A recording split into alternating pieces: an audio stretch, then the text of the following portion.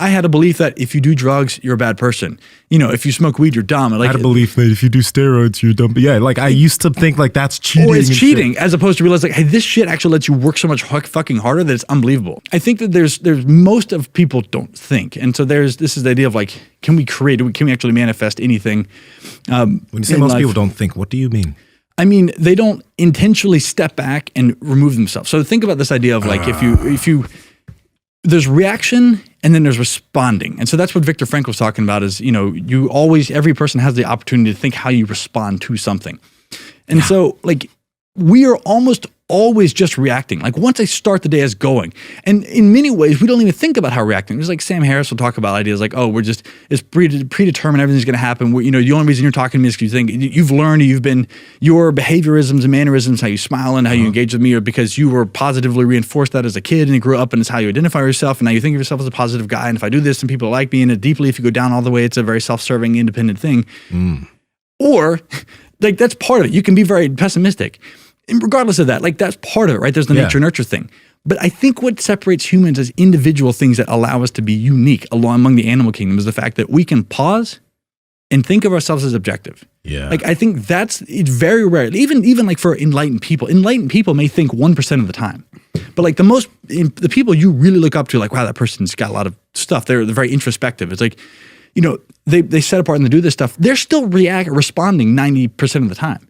But it's like, and as you get more towards enlightenment, so to speak, you probably spend more time where you actually like you're not attached to things. But it's like, this is where the Buddhism idea of attachment is like, it can be good, but it's like when you have no attachments, you're just kind of like, you're flowing around, you're doing this stuff. It's like, yeah, but attachments are how you get shit done. If Mark wasn't attached to the idea of making money, being successful, changing lives, and helping people, he would not be pushing himself and busting ass. If you weren't attached to the idea of, I want to be a world-class grappler, you wouldn't fucking do anything. So attachments are what motivate us, but they also become a limiting thing that keeps us stuck. And so then it's like, okay, what does it look like to create space in my week, in my month, in my quarter, in my year to non-attach? And that's where you look at like therapy and coaching and journaling and mushroom trips. And it's like, sponsored by Big Mushroom. If we don't do that, that's where we think. And then you think about this, when's the last time you thought, like you as the listener, when's the last time you sat down and thought? And it's a skill, just like everything. If I put you under the monolift and watch you squat, and you've never squatted before, it's going to suck. So just like everything else is like the first things you're doing, and every now and then we get this awakening. So you think about this idea of, it's like Wanted, I think, the one where they bend the bullets.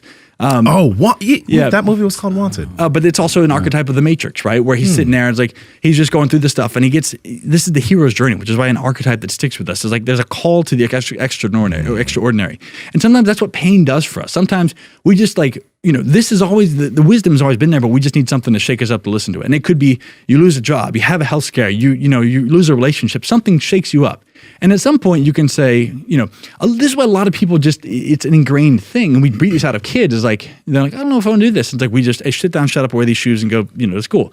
Like you don't teach them to trust and listen to that. And then eventually they stop listening to it. And then we become kid, grown up adults. And then we never do that. So it is an unlearning thing.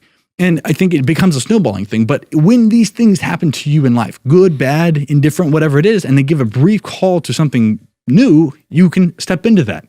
And it will look so small and insignificant. Think about Neo in the Matrix. At the end, he's like the one, like, you're the one, Neo. Yeah, it's funny if you go like, I get high sometimes and watch movies and I ruin movies for myself because I'm like, this is fake. You're not a real person. You're acting. This is scripted. This is real. I can't watch movies anymore because I'm like, you're just a real person. It's acting. It's not even a real thing. You don't feel that. That's a fake failing. But his first thing was just like, if you go watch, and I don't know if this is a Keanu Reeves mannerism, but he's just like, what? And it's like all of his movies, but it starts off just like things get forced and he's like, oh, I'm here. And then you go and the next thing is people shooting, he's running away. It's like, we want to think that, in a revisionist history, I always look back and say, oh, I knew my feet were going to be the secret of the world and I was going to be God coming incarnate and figure this out. Like, no. Like Jeff Bezos, all these guys, they have an idea what they can do. And then as they get snowballing confidence, but it starts with that simple step of like, if you sit and think, and that could be as simple, like the thing that changed my life is, well, and this is why, like, actually I got diagnosed with ADHD by this therapist who was a ADHD specialist. And so I did a little bit of medication and this is actually after a mushroom trip. So like, well, I don't even think, so it's an interesting thing you think about this, but like sometimes it's hard to say this one thing helped it. So I never just say, go take mushrooms to figure out your problems. Go take ADHD medication will help. And I'm off that now. Diet changed that. It's a lot. So it's a different conversation. We'll come back to that. But the point is, like, I was going to therapy, I was journaling, I was doing this stuff. And it's like, that becomes the next thing. And so I started just one morning, got up and said, you know what? Like, I was feedback. I'm like, I'm stressed, I'm tired, I'm burnt out. And I'm doing this thing where I'm working all the time, like 60 hours a week doing personal training. And this is relationships falling apart. I'm tired. I'm not feeling like I'm making the impact. And I could do the numbers and say, this is not going to support me to have a family and life if I want. And so then I was like, okay, I don't know what to do. So I just, like, something I had to do, just get up. I met someone that inspired me to go write this thing. And I was like, I got up. I was just driving around trying to get business for the place I was working at. And I met this, it was a chiropractor. So I went to like 100 different physical therapists and chiropractors saying, hey, you know, if you business referrals, you come and send your people. And this guy was like, oh yeah, he started his own business. So he's kind of thinking about that. And so like the things I was attuning to, I'm driving around listening to business podcasts, starting to think about marketing and stuff. I'm like, oh, I can do some of this stuff. And I meet this guy and he's like, yeah, you know, I was thinking about doing the seminars. I don't play golf. I've never played golf, but I was like, I'll write a golf performance manual. We'll do this together. And I just got excited. I don't play golf. I have no business doing that. But the fact that it was like, any right-minded person said, that's a stupid fucking idea. No one's going to believe you. Yeah. But I got up at 6 a.m. the next few weeks and just started writing. And that turned into the next thing. So that when I had another conversation in a few weeks with somebody else, that thing I was doing kind of morphed into the next thing and the next thing. And it's so easy to talk yourself out of making a change because like, what do I know? I'm just this person. I'm an employee. I work for someone else. I'm not creative. I'm not strong. I'm not healthy. I'm not creative. I'm not attractive. These are all limiting beliefs. Anything that I'm not, you just choose not to build up and do that thing. Sometimes there are inborn things, like I'm not going to be Usain Bolt, I don't want to, but it's like there are things that are there, but instead of focusing and identifying off what you can do, what can you do? And taking that but it all starts with the idea of I have to sit and practice the skill of just listening, right? Like think about a little kid. They don't talk. They can maybe like goo goo gaga, make some like vocal soothing things, but they're listening and they're developing and tuning their things. So it's like, I can't have a conversation until I learn how to understand language. And I have to understand language by listening. And so at the first day you start to pay attention, like, hey, this kind of hurts. That's your body saying, hey, this is feedback. And that's like, it could be shame. It could be blame. It could be guilt. It could be physical pain. It could be any of these things. Like, I feel bloated. I don't feel healthy. That's feedback. Your body's telling you something. And you say, what is this? And you sit with it and you just kind of listen. Just like a kid is going to listen for a few months, a few years. And then they get to say, I like dog. I like dad. You know, whatever it is, like their baby language. Then they keep doing that. They get the skill. And then they go and say, oh, I can have words. And when I can understand, I can learn words, it becomes a snowballing thing. And it becomes this, as long as you stay on this growth thing and lean into it, it's like, and you have to let go of this stuff, right? Yeah. I have to let go of the fact that I can't say words. If, let's say, they don't have a belief, it's a hear. It's like, they don't have a belief, I can't learn words. They just like pay attention and they start doing it. It's like you have to let go of these limiting beliefs as you grow out. Like, as you lose weight, you have to redefine who you are, right? It's like, you know, you're a powerlifter, you're a big guy. It's like if we're talking about you've had multiple lives. It's like, I have to let go of this identity I have as a overweight person in order to make room for an emerge. I have to let go of the old skin I've molted to make room for something else. Does that make sense? Yeah. Power Project family, how's it going? Now, a lot of you guys are lifters, athletes. You're serious about the gym, and we are too. And that's why we've been using Slingshot products for years, all right? You have the original Slingshot, obviously the glittery pink hip circle, which is my personal favorite. But if you don't like that, then you have the normal hip circle that's used to warm up the hips. But on the website, they have tons of equipment, knee sleeves, elbow sleeves, the gangster wraps right there. So you need to go check them out. And Andrew, can you tell them more about it? Yes, that's over at markbellslingshot.com. And at checkout, enter promo code PowerProject10 to save 10% off your entire order. Links to them down in the description, as well as the podcast show notes. So the point is just like, all of these things can happen. It's just a matter of, when you were saying you're doing the words, I'm sure whether it's therapy, whether they're talking to people, whether they're just getting more in touch with this stuff, you have this ongoing language of talking to yourself. There's dialogos. So like between the logos of knowledge is word, and there's dialogos, which is a conversation between two where a third thing can be known. You can have a dialogos with yourself. Maybe it's your thoughts. Maybe you're just paying attention to yourself. So that when that thing happened, you were able to say, oh, maybe I could go do this thing. And that's when it takes off. So it's like, that's why you go back and say, I should have known better. No, you didn't. No, you shouldn't have. You didn't know better, because if you knew better, you would have done better. And therefore you were still learning, going along this path. And then, but you're developing the skill. And then when you have a crack in that foundation, something happens, good, bad, otherwise, oh, I go this way. And that's the thing is, and that's just like the point of, you have to reflect. We're talking this idea of love. This is another belief I have, which I don't know if it's real or not, or true or not. Do not lose what you're about to say right there. I want to mention how, when you're talking about the individual that's trying to break out of that, that's trying to, let's say they want to start a business, or they've been living on structure, they've been going to school, they just know what they know. The best way, if you can't just get yourself around people who believe things differently, listen. Like you mentioned, you listen to a disgusting amount of podcasts and just so much content of people who potentially hold belief systems that you think that's sick, that you want to replicate.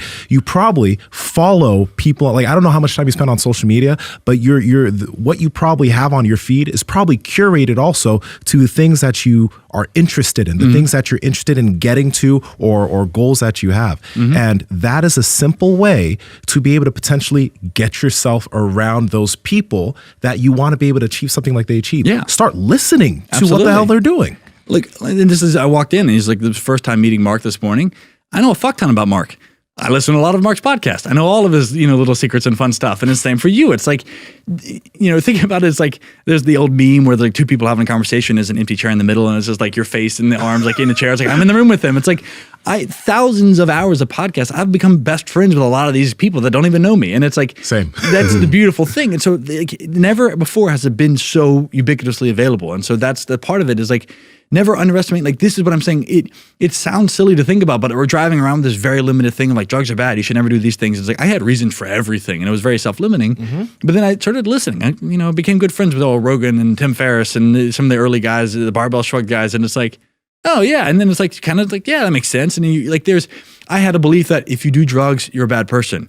If you smoke weed, you're dumb. I had a belief that if you do steroids, you're dumb. But yeah, like I used to think like that's cheating. Or it's cheating, as opposed to realize like, hey, this shit actually lets you work so much fucking harder that it's unbelievable. And it's like, for certain sports, that's not a problem for those sports. Exactly.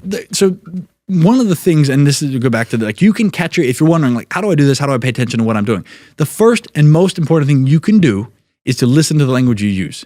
And this is the joke, as Marcus said earlier, it was like, well, where's the yeah, but? Yeah, but is literally you saying, I don't like what you said. It butted up against a worldview I have. Now I'm going to reject that. I am, yeah, but this. Anytime you say yeah, but, you have not heard the other person. There's listening and there's hearing. I don't know which one comes, but it's like the words came in. Maybe you heard them, but I did not listen to you. And something you said bumped into. I'm sure many of the things I've said, if the language I'll use is going to trigger some people, and they go, well, if I'm a Christian, I believe this, or I'm a Buddhist, I believe this, or I'm an atheist, I believe this, and all of a sudden you're going to feel this when you feel like clenching your chest, and he goes, yeah, but, yeah, but, like it's like yeah, but if he'd understand this. But yeah, but there's this thing in the Bible that's like, oh, like, look, just hear that. Just hear that. Because like when you start to acknowledge and say, my beliefs are my assumptions that are based off my experience, they can be as true and as meaningful as whatever it is that serves you. But the question is, there's two roads here. You can either continue to hold on to your beliefs and go down that path, in which case you are putting up blinders to things that are outside of that. And that is 100% fine. The question is that serving you? So if you're happy, if you're fulfilled, if you know deep down that you're living your life, your passion, your purpose, and you put up these blinders and it's just too disrupting to think outside of that, fucking great. If your body feels good, if you're healthy, you're wealthy, doing whatever it is, fucking great. There's no judgment. I don't care what you do as long as it's serving you. Yeah. The other side of that is saying, yeah, but, and then it's like, wait, that was valuable insight. Maybe something I do, maybe a self-limiting belief I'm holding is actually keeping me stuck. So let me lean into this. For example, I have a very strong belief. I'm thinking of this idea of like strong beliefs loosely held, this idea of like pushing with an open hand. Where's that from? Yeah, there was a book that was from, whatever, keep going. So the idea of like, I have a very strong belief that there's meaning, that there's purpose, that the things I do are connected with the greater consciousness, that we all exist, and the subconscious from all of us is God, and we have this ability to influence and grow one another, and our maturation through this generations and species is us growing towards like this and openness and understanding of God, that everything happens meaning, and that if we die and we create positivity in the world, it leads to heaven, which is a continued growth of the consciousness that we all exist with, and hell is when we understand the negativity and the pain we brought into the world, and we have to deal with that. I don't know if it's true. It's an assumption of mine. It helps me orient, and it's a belief I hold. That being said, it orients me in a way that says I can get up and go do this stuff. I'm learning a lot of Alex Hormozy right now, and he is a self-proclaimed nihilist, and his belief is that we're all just insignificant specks of dust. And is he actually, though? Is what he said. Okay. I think when you don't have kids, sometimes this is why I've now justified, because he bumped against my belief of like, well, when they're a nihilist, he doesn't even understand we have purpose, and we were, like, I felt that in my chest. I'm like, well, but. And so I sat with that, and I was like, I think that there is something about having kids that is for many times, I think there's self-proclaimed atheists, people don't have a belief in anything. It's easy to kind of, it's the logical perspective. If you really think about it logically, it's like, yeah, it's intelligent, it's smart. You can look at science has to prove this, where's the study? like, yeah, okay, sure.